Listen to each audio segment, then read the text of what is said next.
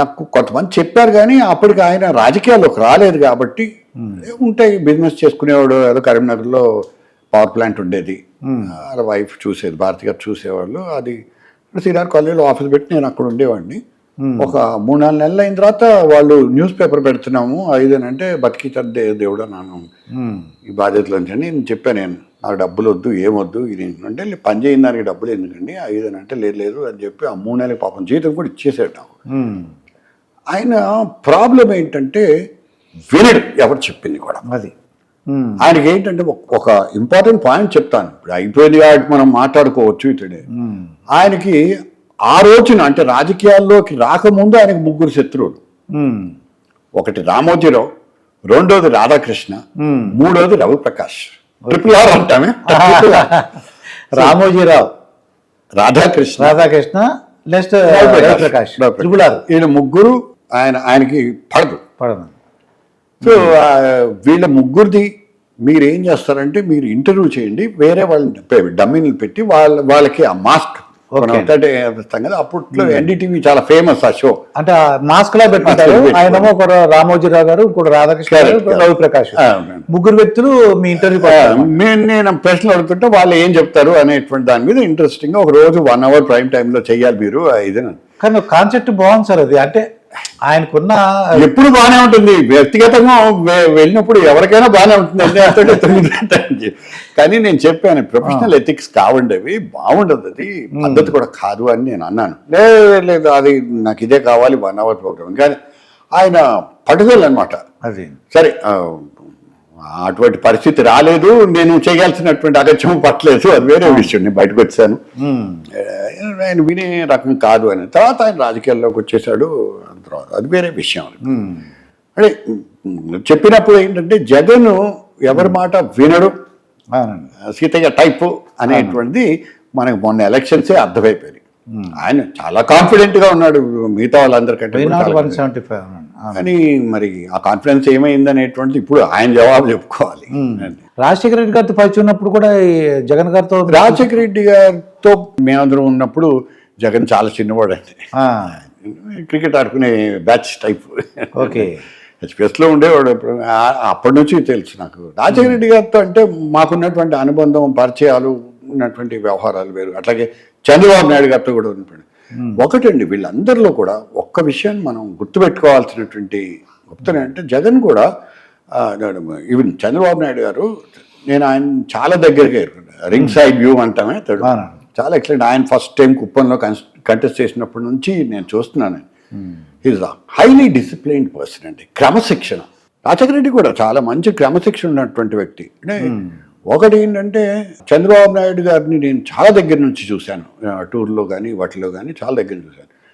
రాత్రి 2ంటికి వచ్చి, అప్పట్లో క్యాంపెయిన్ 10ంటికి మూసేయాలి ఇవన్నీ ఏమి ఉండేవి, రూల్స్ లేవు గారు పెట్టారు. క్యాంపెయిన్ అయ్యేది, క్యాంపెయిన్ లో కూడా వెళ్ళేవాడిని, కవర్ చేసేవాడిని, చేసుకుని ఆయనతో పాటు కూర్చునేవాళ్ళం, కార్లో కూర్చునేవాళ్ళం, తూలుతా ఉండేవాళ్ళం, మీద పడేవాళ్ళం. అక్కడ 2ంటికి 3ంటికి వచ్చి గెస్ట్ హౌస్లో పడుకొని మళ్ళీ నేను 5:30-6ంటికి లేచి స్నానం చేసి రెడీగా ఉండి, నేను ఇంకేం లేవరేమో ఎందుకు పొద్దునే అని చెప్పిస్తే, నేను వెళ్ళేటప్పటికీ ఆయన 4-5 మీటింగ్ పెట్టి ఒక బ్యాచ్ అయిపోయి కూర్చుని రెడీగా వెళ్దామా అని ఆయన ఆ టైప్లో ఉండేవారు. అంటే దట్ షోస్ హిస్ డిసిప్లిన్. చాలా కష్టపడతారు, చాలా కష్టపడేటువంటి వ్యక్తి. అంటే అందరు డౌట్ ఏంటంటే 75 ఏళ్ళు అండి, కొడాలి నానైతే ముసలోడు అనేవారు. ఆ మాటకి ఆస్కారమే లేదండి. ఆ మాటకి చంద్రబాబు నాయుడుకు ఉన్న energy levels is completely different. మనం ఆయన్ని వ్యతిరేకించడం, ఇంకో రకంగా మాట్లాడడం అది వేరే విషయం. కానీ but as for as this thing is concern, is highly disciplined. తప్పు ఎవరైనా అలాంటి అభిప్రాయంతో ఉన్నా కూడా తప్పు అది. హైలీ మనం కూడా పనికిరాం ఎందుకు. చాలా చాలా విషయంలో మాత్రం 100 మార్క్స్ పడిపోతాయి. 75 years కదా, ఎండలో అసలు ఎలా తిరిగారు అని కూడా మాకు కూడా డౌట్ ఉండేది. ఒకటి సైకలాజికల్ గా కూడా చాలా దెబ్బతీశారు. ఇప్పుడు జైల్లో 52 రోజులు 53 రోజులు ఉండడం అనేటువంటిది సైకలాజికల్ గా చాలా పెద్ద దెబ్బ. దీంట్లో కేసు యొక్క పూర్వాపరాలు, కేసు యొక్క వ్యవహారాలు పక్కన పెడదాం. పక్కన పెడితే బట్ బేసిక్గా ఒక వ్యక్తిని ఆ విధంగా అరెస్ట్ చేసి జైల్లో పెట్టడం ఇదంతా కూడా అది తప్పదు. మన ఆంధ్రప్రదేశ్ రాజకీయాల వరకు అంటే తెలంగాణ తెలుగు రాష్ట్రాల్లో అటువంటి సంస్కృతి లేదండి ఇంతవరకు.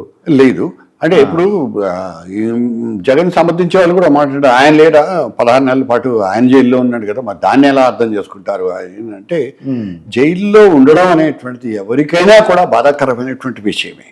అయితే ఆ కేసు ఇప్పటికీ తేలలేదు.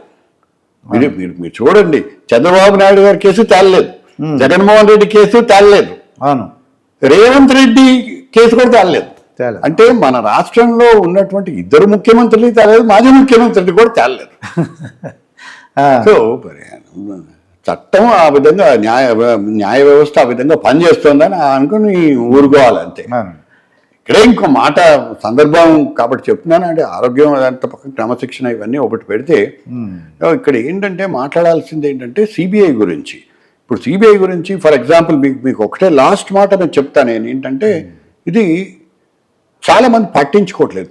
సిబిఐ దర్యాప్తు చేస్తుంటే ఆ సిబిఐ దర్యాప్తుని మాకు అవసరం లేదు, కన్సెంట్ రాష్ట్రాలు ఇవ్వాలి, మాకు అవసరం లేదని చంద్రబాబు నాయుడు 2018లో తెలుగుదేశం ప్రభుత్వం ఆయన ముఖ్యమంత్రిగా ఉన్నప్పుడు సెంటర్కి రాస్తారు. ఎందుకంటే సిబిఐ ఏకపక్షంగా వ్యవహరిస్తోంది, బీజేపీకి అనుకూలంగా వ్యవహరిస్తోందని. అదే చంద్రబాబు నాయుడు ఇప్పుడు ఏం చేస్తారు? మరి జగన్మోహన్ రెడ్డి సిబిఐ దర్యాప్తు ఎదుర్కొంటున్న టైంలో కూడా మాకేం అభ్యంతరం లేదు సిబిఐ దర్యాప్తు, వాళ్ళకి కన్సెంట్ లెటర్ ఇచ్చేశాడు ఆంధ్రప్రదేశ్ తరఫున. ఇప్పుడు ఆ కన్సెంట్ లెటర్ వెనక్కి తీసుకుంటారా అనేటువంటిది ఒక పాయింట్. అది ఎక్కడ రావట్లేదు. ఇప్పుడు చంద్రబాబు నాయుడు గారి స్టాండ్ ఏ విధంగా ఉంటుంది?